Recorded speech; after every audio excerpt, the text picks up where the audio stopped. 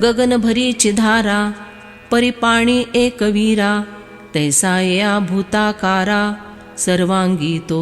हे अर्जुन, जिस प्रकार पावस की धाराएं आकाश भर में फैली हुई होती है परंतु उन सब में जल एक ही होता है, ठीक उसी प्रकार आकार प्राप्त किए हुए सभी भूतों की देह में वह एक परमेश्वर ही रहता है। हे भूतग्राम विषम परिवस्तु येथ सम घटमठी असे व्योम जिया परी। भूतों के ये समुदाय एक के समान एक ऐसे नहीं होते हैं परंतु उनमें व्याप्त वस्तु उसी प्रकार सम एक रूप ही रहती है।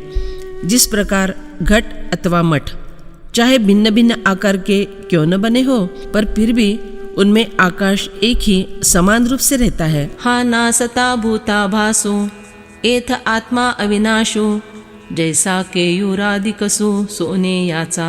जिस प्रकार बाहुभूषण आदि अलंकारों में के सोने का कस एक ही होता है उसी प्रकार यह भूतों का नाम रूपों वाला आभास नष्ट होने वाला है परंतु फिर भी उन सब में निवास करने वाली आत्मा अविनाशी है। एवं जीव धर्म विहीनु जो सर्व जीवासी अभिन्नु देखे तो जान सुनयनु ज्ञानी आगा। इस प्रकार जीवत्व के लक्षणों से रहित और सभी जीवों में रहने वाले परमात्मा को जो मनुष्य जानता है वही डिठियारा ज्ञानी है। ज्ञान डोळा डोळसा माझी डोळसू तो वीरेशा हे स्तुतिनो हे बहुवसा भाग्याचा तो। हे वीर श्रेष्ठ अर्जुन, ज्ञान की आँख अर्थात दृष्टि प्राप्त हो जाने से वह मनुष्य डिठियारों में डिठियारा है। यह कोई खाली प्रशंसा नहीं है, वह तो बड़ा भाग्यशाली पुरुष है। समं पश्यन्हि सर्वत्र समवस्थितमीश्वरं न हीनस्त्यात्मनात्मानं ततो याति परांगतिम। क्योंकि सब जगह समरूप से स्थिर ईश्वर को समरूप से देखने वाला मनुष्य अपने आप से अपनी हिंसा नहीं करता, इसलिए वह परम गति को प्राप्त हो जाता है। जे गुणत्रयाची दरकुटी देह धातूंची त्रिकुटी पाच मेळावा उपटी दारुण है। यह शरीर सत्व रज और तम इन त्रिगुणों का गड्ढा है। कप वात और पित्त इन देह धातुओं का समुदाय है।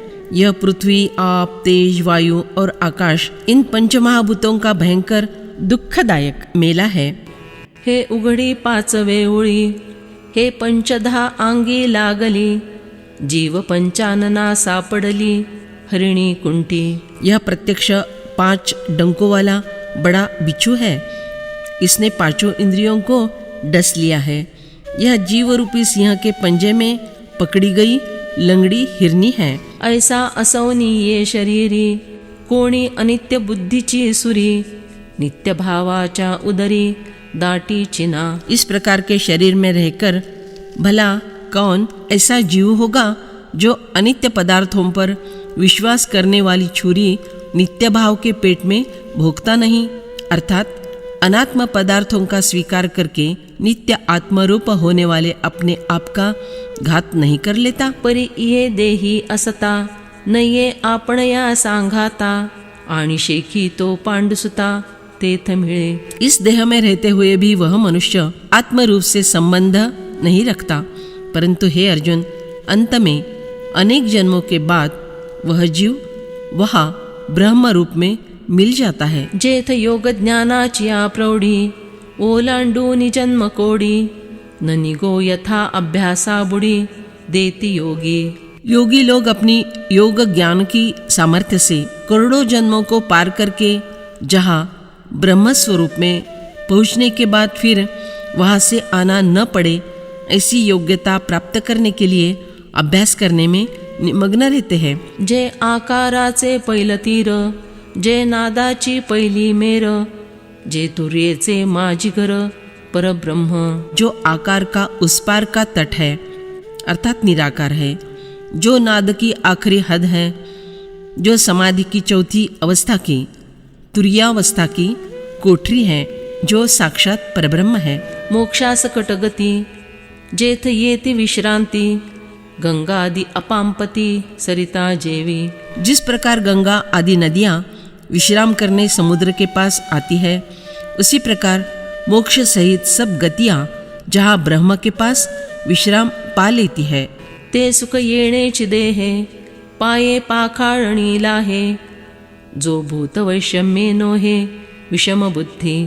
जो व्यक्ति भूतों की भिन्नता के कारण स्वयं भेद बुद्धि वाला नहीं होता, उसे ब्रह्म स्वरूप प्राप्ति का सुख इसी देह के द्वारा आप से आप इस प्रकार मिल जाता है कि मानो चरण प्रक्षालन के लिए हाथ में पानी लिया हो। दीपाचिया कोडी जैसे एकच तेज सरिसे, तैसा जो असतु असे सर्वत्र ईशु। जिस प्रकार करोड़ों दीपकों में तेज एक ही और समभाव से रहता है, उसी प्रकार जो सर्वत्र निरंतर समान रूप से निवास करने वाला है, वह परमात्मा है। ऐसे निसमत्वे पांडुसुता, जिये जो जगी देखत सांता, तो मरणा आणि जीविता नागवे फुडा। हे अर्जुन, जो पुरुष इस प्रकार जगत में समत्व दृष्टि रखकर जीता है, वह मृत्यु और जीवन के स्वाधीन निश्चित ही नहीं हो सकता। म्हणून तो दैवागळा वानित सो वेळो वेळा, साम्य से जे डोळा लागला जेया। इसीलिए मैं उस भाग्यशाली पुरुष की बार बार प्रशंसा करते रहता हूँ, जिसे समत्व भाव रूपी शैया पर नींद लगी है। प्रकृतेव च कर्माणि क्रियमाणानि सर्वशः, यः पश्यति तथात्मान मकर्तारं स पश्यति। जो संपूर्ण क्रियाओं को सब प्रकार से प्रकृति के द्वारा ही की जाती हुई देखता है और अपने आप को अकर्ता देखता अनुभव करता है, वही यथार्थ देखता है। आणि मनोबुद्धि प्रमुखे कर्मेंद्रिये अशेखे, करी प्रवृत्तीची हे देखे साचे जोगा। अरे, जो मनुष्य सचमुच यह बात जानता है कि मन और बुद्धि जिनमें प्रमुख है, उन कर्मेंद्रियों द्वारा किए जाने वाले कर्म प्रकृति ही करती है। घरीची राहाटती घरी, परी घर काही न करी, अभ्र धावे अंबरी अंबर उगे। घर में रहने वाले लोग घर के सब काम करते हैं और स्वयं घर कोई काम नहीं करता। आकाश में मेघ संचरण करते हैं, परंतु आकाश शांत रहता है। तैसी प्रकृति आत्मप्रभा, खेळे गुणी विविधा शोभा, एथ आत्मा तो वो थंबा नेणे कोणू। उसी प्रकार प्रकृति भी आत्मा के प्रकाश में तीनों गुणों की सहायता से अलग अलग प्रकार के बड़े मजे के खेल खेलती है, परंतु उन खेलों में वह आत्मा केवल साक्षी बनकर रहती है और वह इस बात को नहीं जानती कि ये खेल कौन खेलता है। ऐसे येणे गानी वाडे, जयाच्या जीवी उजवडे, तेणे अकर्तया ते फुडे देखिले जाण। इस प्रकार जिसके अंतःकरण में इस निर्णायक ज्ञान का प्रकाश पड़ता है, उसी के बारे में यह जान लो कि उसी ने आत्मा अकर्ता है, इस बात को पूर्ण रूप से पहचान लिया है। यदा भूत पृथक भाव मेकस्थमनु पश्यति, तत एव च विस्तारम ब्रह्म संपद्यते तदा। जिस काल में साधक प्राणियों के अलग अलग भावों को एक प्रकृति में ही स्थित देखता है और उस प्रकृति से ही उन सब का विस्तार देखता है, उस काल में वह ब्रह्म को प्राप्त हो जाता है। एरवी तैची अर्जुना, हुई जे ब्रह्म संपन्ना, जे इया भूताकृति भिन्ना दिसती एकी।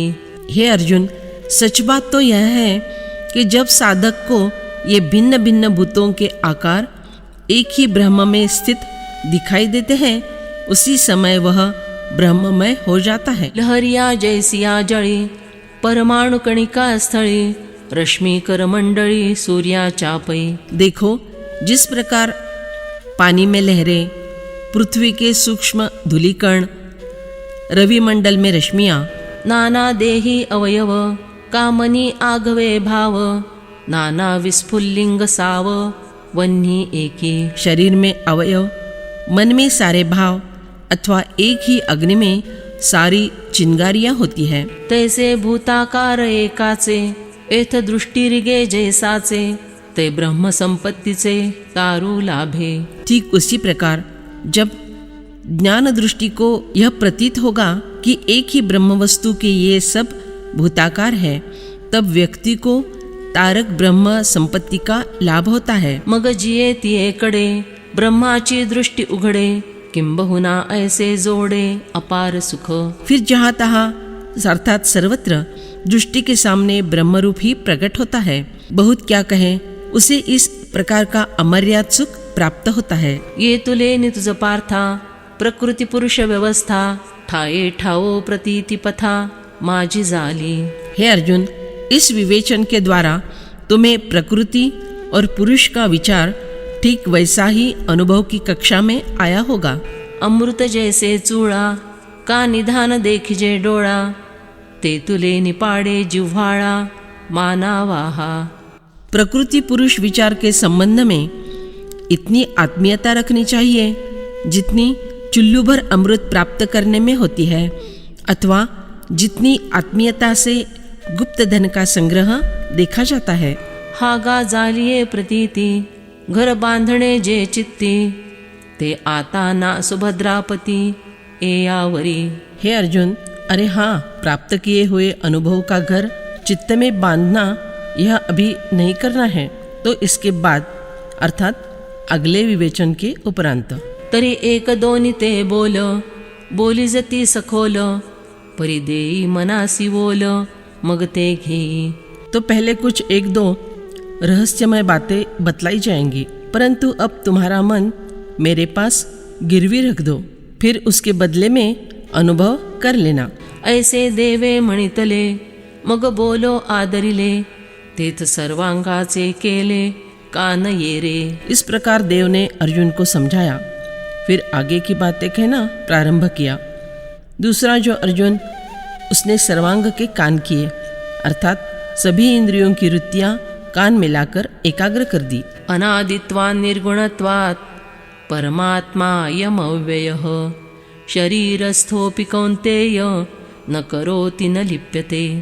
हे कुंती नंदन, यह पुरुष स्वयं अनादि होने से और गुणों से रहित होने से अविनाशी परमात्मा स्वरूप ही है। यह शरीर में रहता हुआ भी न करता है और न लिप्त होता है।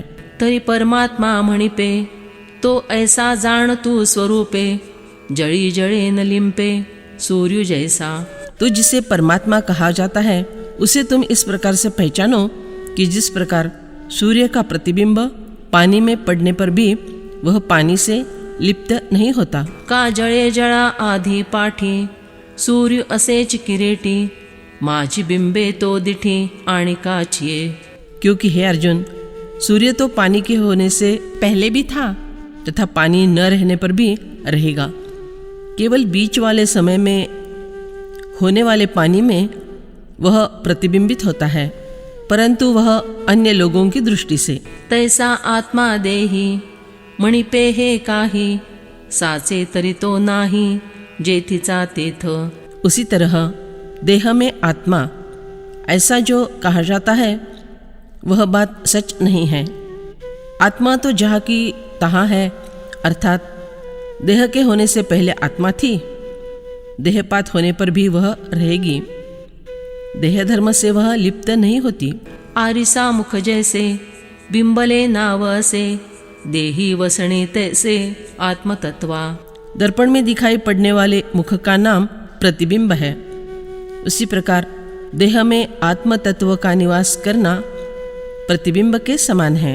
ते या देहा म्हणती बेटी, हे सपाई निजीव गोठी, वारे यानी वाळुवे गाठी केही आथी। लोग ऐसा जो कहते हैं कि आत्मा के साथ देह का संबंध होता है, वह तो बिल्कुल तथ्य रहित कथा है।